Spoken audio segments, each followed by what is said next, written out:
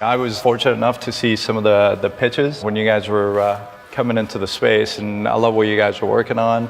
Tons of passion around it. So this is the same presentation that I give to my team. I kind of drill these 4 things into our heads, and these are the 4 mantras. Make excellent mistakes, speed wins, measure everything, and stay focused. Everybody fails. I think as entrepreneurs, we have this thing, if I fail, this is terrible, I'm gonna get blacklisted and da-da-da-da-da. But you as an entrepreneur should never think that way.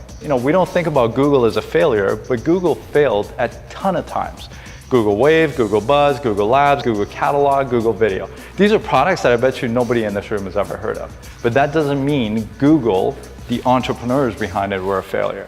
So don't think about failures as a bad thing. Think of it as a positive thing and be proud of your failures, because I guarantee you're never gonna make those mistakes again. Don't go out and build the perfect product. Just build something that we can launch, get the customer's feedback on it. If we wait too long, by the time we get it in front of her, either the market has completely changed or the executives' objectives have changed in the marketplace and that product is no longer resonating. Our first version of our product, it ended up being this huge Frankenstein monster of a platform, and we thought we were building the best Swiss Army knife. But the reality is, when we started measuring it, not every one of those pieces of the Swiss Army knife was being used by the executive. We've all seen terrible products win in the marketplace. Focus on sales and distribution. Clear examples.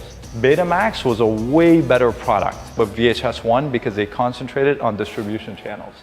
Netscape versus IE. Terrible product, but won because they were able to get out there. So always focus on the sales and not necessarily building that Ferrari.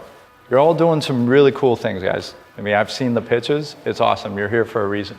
The first company that I ever raised money for and invested myself was an online community. I believed in the founder. She had a good idea. She had a good team. And then I went to the meeting with her web developer, and I just was sitting there thinking, this guy is a 24-karat Fruit Loop. And I didn't say anything.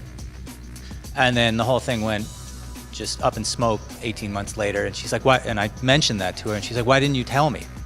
You have to really use your judgment about with whom you surround yourself. This is all luck. And so the difference is people who have good judgment.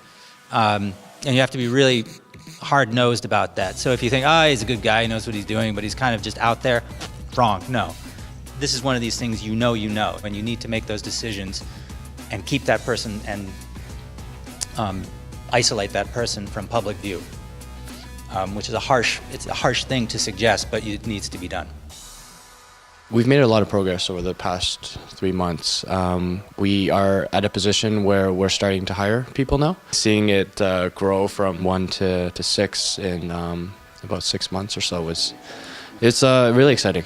Our software is designed to help families who are dealing with behavior challenges with their kids, and so what has been the most satisfying has been getting to the point where we've built enough functionality that we're hearing back from parents that we're making a significant difference with their kids. We've actually been able to make a change in real people's lives.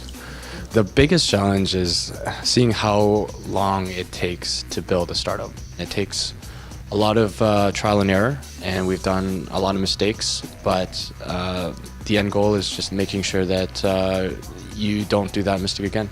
We ran into some challenges in terms of what the users were doing, where they weren't realizing the full benefit and they were giving up on it because they never got to the point where they were actually seeing the change. It's one of those failures that are actually a good thing in hindsight, because it lets you fine-tune the product and improve it for when you're actually launched to the general public. And even today's mentorship opportunity on investments, we learned quite a few good points that I literally just want to talk to my co-founders about. 90 days from now, I hope to hear that my stay at BrightLane has been extended. I intend to earn that through results in my business that I think are facilitated just by being here.